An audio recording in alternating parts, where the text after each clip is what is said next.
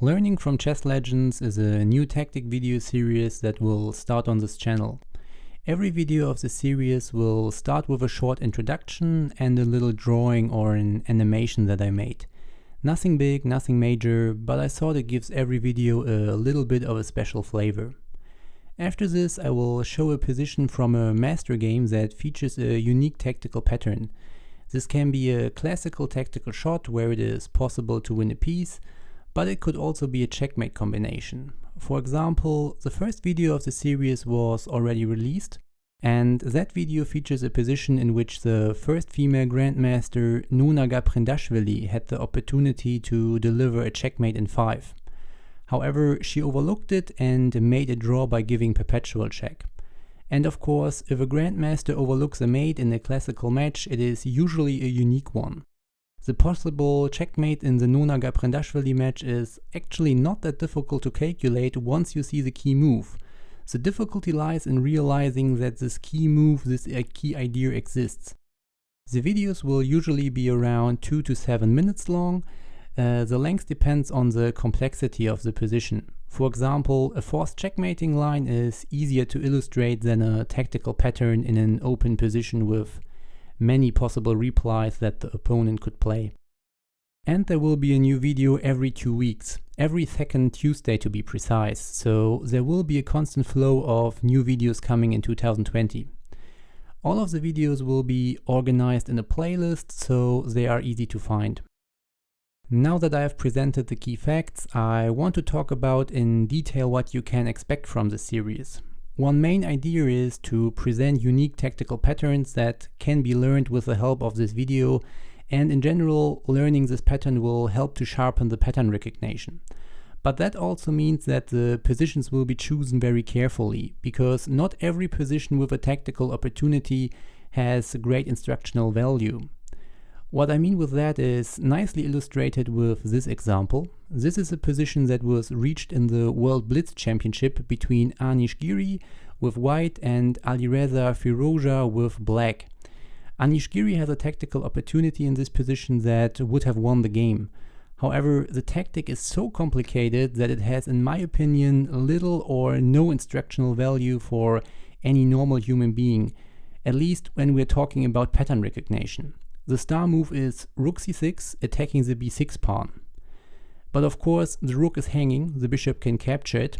Let's look at the position after the bishop captures and the white pawn recaptures. Black is up rook, but white has 2 additional pawns, and in general, 3 of his pawns are passed pawns. 2 of them are even connected. The main question is, can white push the pawns through? And calculating until the end is very tricky. The best move for black now is knight f7, getting the piece back into the game and attacking the d6 pawn. The d6 pawn can not push right now because that would hang the knight on c7, so white has to play knight e6 with check first, and after king e8, d7 with check is possible. King e7, d8 promoting to a queen, the knight takes the queen out, and now c7 wins for white. The pawn threatens now to promote in 2 ways, either by capturing the knight or by simply going to c8. So black has to capture the pawn, the knight takes the rook on c7, and now knight c6, not letting the a6 pawn step forward. What is going on now? It's all of a sudden equal material. Knight versus knight and 1, 2, 3, 4, 5 pawns versus 1, 2, 3, 4, 5 pawns.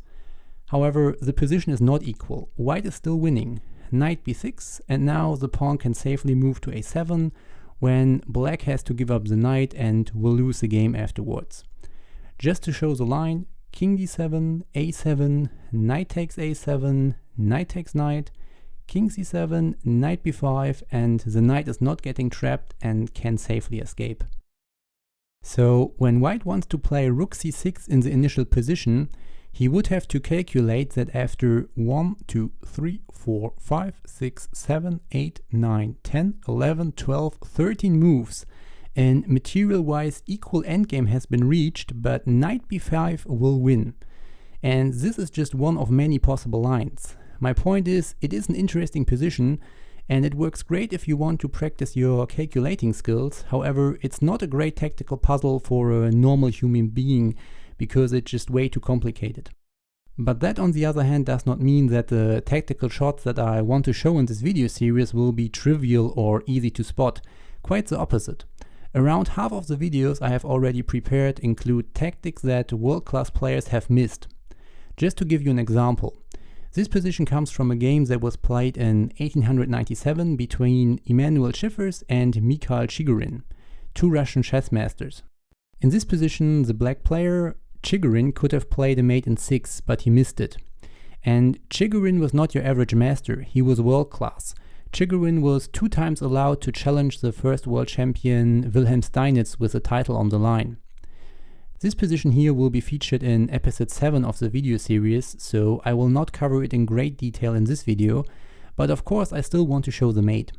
If you want to spot the combination on your own, you can pause the video now, or if you want to hear the solution, you can just keep watching.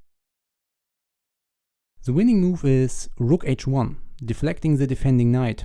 The capture is forced, white has no other moves. Now Bishop h2, the king again has to capture, no other moves.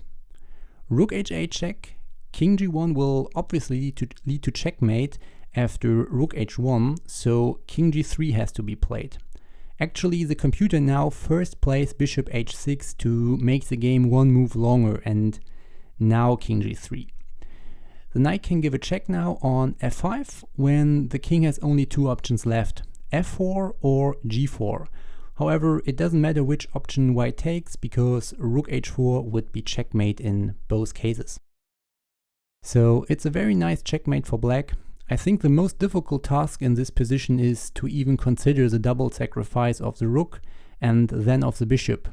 Because once you allow yourself to think about the 2 moves, seeing the checkmate is not that difficult anymore because it's a very forced line where white has no real options to defend. Once you have stored the pattern in your system, this position becomes clear, and this is in my opinion the big difference between this position and the position out of the Anishgiri-Alireza match that I showed in the middle of the video. I hope I was able to explain the basic idea behind the video series. If you are watching the video on the release day, then the 3rd episode of the series was uploaded 3 days ago on Tuesday the 10th of March. The video features a winning tactical shot that Veselin Topalov overlooked in his World Championship match against Vladimir Kramnik in 2006, and in the end even went on to lose the match. The next video of the series will be released on the 24th of March, and this video will be about a missed checkmate in 4. Oscar Negeli, as a huge underdog, missed the opportunity to checkmate the, at the time, reigning world champion Alexander Alekhine. If you are watching this video after the release month, then of course more videos have already been released. You can find all of them organized in the playlist. It is the first link in the description. If you don't want to miss an upcoming video, I would be happy if you click on the subscribe button and click on the bell so that you will get a notification when a new video has been uploaded. That's all for this video. Thanks for watching. Bye.